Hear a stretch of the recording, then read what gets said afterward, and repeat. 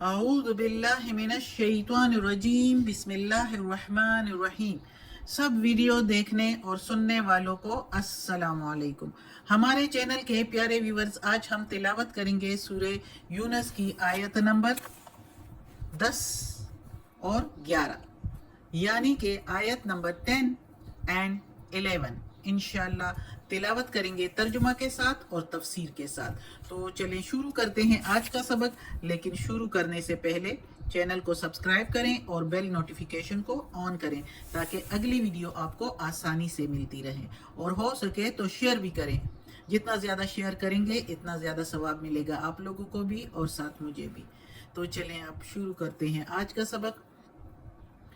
اعوذ باللہ من الشیطان الرجیم بسم اللہ الرحمن الرحیم۔ دعواہم، دعا ہے ان کی، فیہا اس میں، فی میننگ میں، ہا اس، دعوا دعا یا پکار، ہم ان کی اس میں، سبحانک اللہم پاک ہے تیری ذات یا اللہ، وتحیتہم اور ملاقات ہے ان کی، فیہا اس میں، سلام یا سلام، یعنی ملاقات ہے ان کی سلام پر اس میں، یعنی جنت میں، وآخر دعواہم اور خاتمہ ان کی پکار کا، ان الحمد للہ یہ کہ تعریف ہے ساری اللہ کے لیے، رب العالمین رب ہے جو دونوں جہان کا۔ اب اس آیت میں اللہ تعالیٰ جنت کا نقشہ کھینچے کہ جنت میں مسلمان کیسے ملیں گے، یعنی جنت میں مسلمانوں کا جو جنت کے لوگ ہوں گے تو اس میں وہ ایک دوسرے سے کیسے ملیں گے، اور وہ کیسے تعریف کریں گے اللہ کی، اور کیسے وہ چیزیں مانگیں گے جو ان کو دل کرے گا تو وہ کیسے مانگیں گے اللہ سے۔ تو اس کا بتا رہے ہیں پہلی آیت اس سے جو ہے، اس میں اللہ تعالیٰ کہتا ہے کہ ایمان والے اور نیک عمل کرنے والوں کو جنت ملے گی، جس میں وہ آرام اور سکون سے، نعمتوں والی جگہ ہے جس میں وہ رہیں گے۔ تو اس آیت میں اب اللہ تعالیٰ کہتا ہے کہ جنت میں وہ لوگ پھر کیسے رہیں گے، یعنی جنت میں وہ جو ہے ان کی پکار ہوگی سبحانک اللہم، وہ یہی کہیں گے کہ یا اللہ پاک ہے تیری ذات۔ اور جب ان کا یہ اس طرح، یعنی جنت کی نعمتوں اور خدا کے فضل اور احسان کو دیکھ کر تو سبحان اللہ کہیں گے، اور جب اللہ سے کچھ مانگیں گے، خواہش ہوگی، مثلا کوئی پھل فروٹ، کوئی پرندہ، جس طرح روز تلا ہوا پرندے کو دل کرے گا، کوئی اڑتا ہوا پرندہ دیکھیں گے اور دل کرے گا کہ یہ اب ہمارے آگے ہم اس کو پکڑ کے اور کھا لیں، تو ایک دم اس وقت جب وہ کہیں گے سبحانک اللہم، یعنی پکاریں گے اپنے رب کو کہ پاک ہے تیری ذات، اور تو دلوں کا حال تو اللہ جانتا ہے، اسی وقت جو ہے فرشتے جو ہے وہ چیز جو ہے فوراً حاضر کر دیں گے ان کے سامنے، یہی کہنا ہوگا اور چیز جو ہے جنتیوں کے آگے حاضر ہوگی، سبحانک اللہم کہیں گے، اور چیز جو کچھ ان کے دل میں ہوگا، جو ذہن میں ہوگا، جو کہیں گے تو وہ ان کے آگے چیز حاضر کریں گے فرشتے۔ اور جب ایک دوسرے سے ملیں گے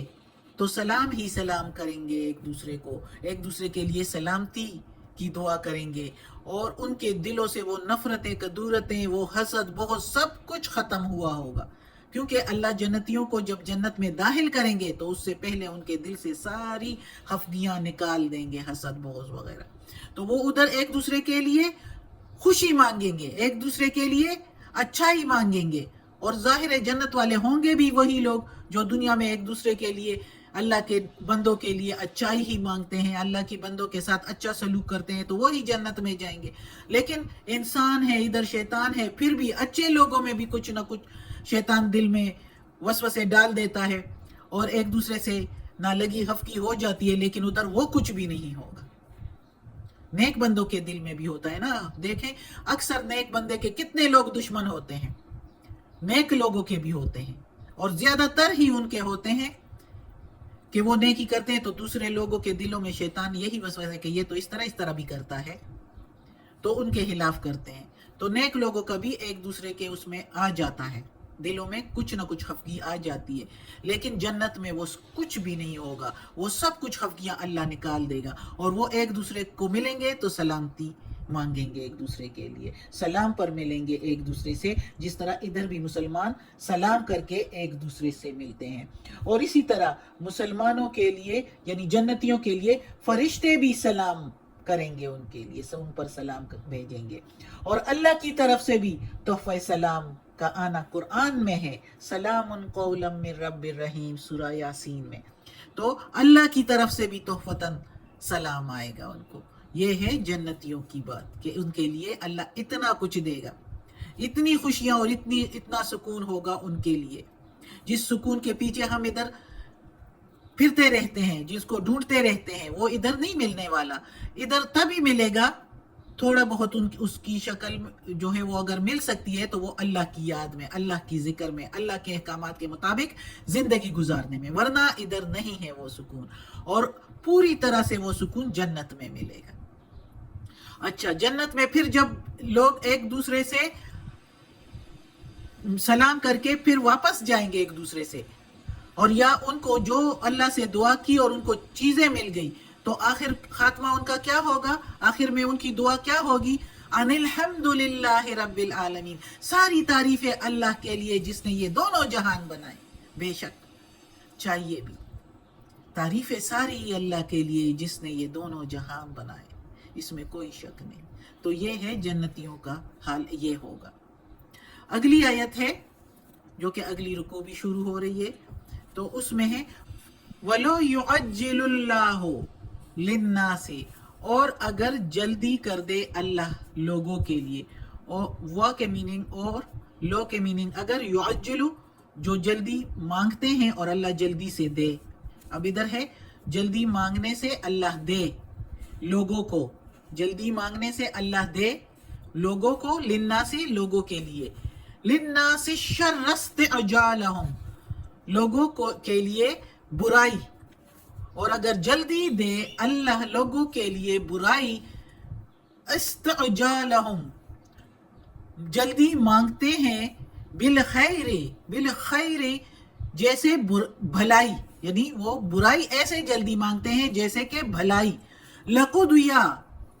فیصلہ کر دے، الیہم طرف ان کے، اجلہم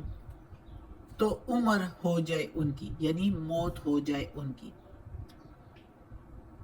موت آ جائے ان کی، جس طرح وہ جلدی مانگتے ہیں۔ تو اگر اللہ جلدی پہنچا دے ان کو تو موت آ جائے ان کی، یعنی عمر ان کی پوری ہو جائے۔ فَنَظَرُ الَّذِينَ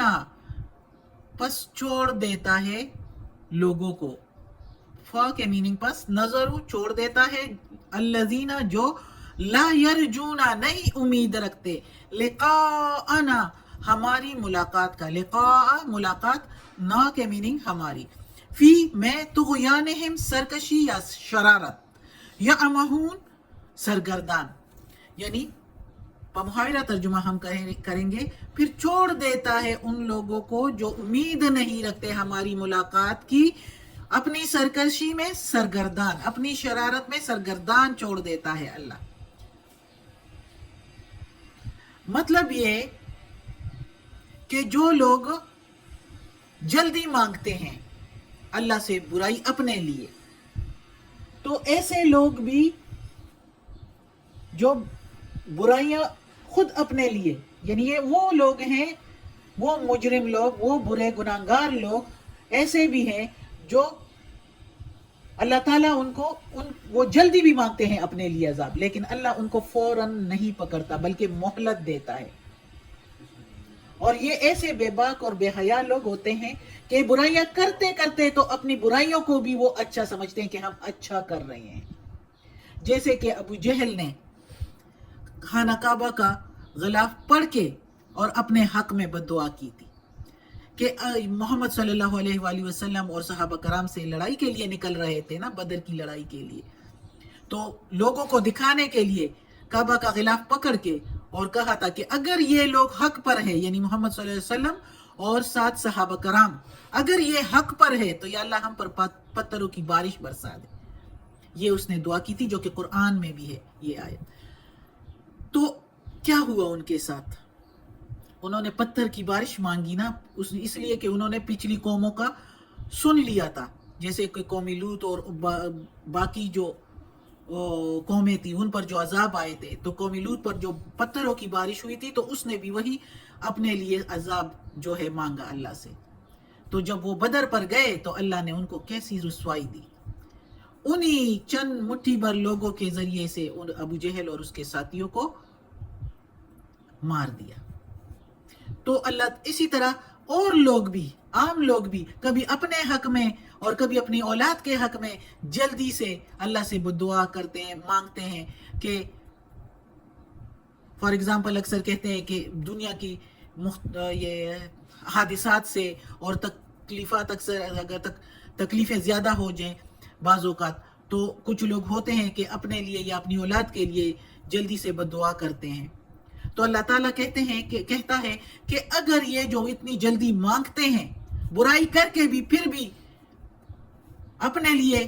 بد دعا کرتے ہیں، مجھ سے مانگتے ہیں عذاب کو کہ جلدی آئے یہ برائی.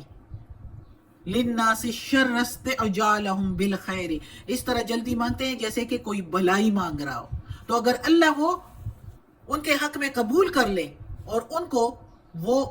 عذاب ان پر آ جائے تو ظاہر ہے پھر تو موت آنی ہے اس عذاب میں، تو ان کا اجل تو پورا ہو جائے گا، عمر تو ختم ہو جائے گی، خاتمہ ہو جائے گا ان کا. لیکن نہیں، اللہ تعالیٰ نے ایسے لوگوں کو مہلت دی ہے، چھوڑ دیا ہے ایسے لوگوں کو جو کہ اللہ سے ملنے کی امید بھی نہیں رکھتے کہ آخرت میں دوبارہ اٹھنا ہے اور سزا اور جزا جو ہے سب کو ملے گی، حساب کتاب ہوگا. تو وہ جو لوگ اس کی امید نہیں رکھتے نا، تو اللہ تعالیٰ بھی ان کو مہلت دے دیتا ہے، اور اللہ تعالیٰ پھر ان کو اسی طرح اس لیے مہلت دے دیتا ہے، ڈیل دے دیتا ہے کہ وہ اسی برائیوں میں سرگردان رہیں، یعنی کرتے رہیں، انہی شرارتوں میں لگے رہیں، اور جب میرے پاس آئے تو ان شرارتوں کا بوجھ ان کے سر پر ہو اور ان کے ہاتھوں میں کوئی نیکی نہ ہو جس کی وجہ سے وہ جنت جانے کی امید رکھے. تو کوئی بھی نیکی ان کے ہاتھ میں نہ ہو اور برائیوں کا بوجھ جو ہے ان کے سر پر ہو، اور سیدھا راستہ ان کو حساب کتاب میں بھی مشکل، حساب کتاب کا وقت بھی بڑا مشکل ہوگا، اور پھر دوزخ میں دھکیلنا، گھسیٹ کے ڈالنا جو دوزخ میں. اور دوزخ کے جو نقشے اللہ نے اس قرآن میں کھینچے ہیں، تو توبہ استغفر اللہ، اللہ ہمیں بچائے دوزخ کے عذاب سے. کوئی یہ نہ کہے کہ مجھے جو یہ موقع مل رہا ہے دنیا میں تو یہ میں اچھے کام کر رہا ہوں یا کر رہی ہوں، اس لیے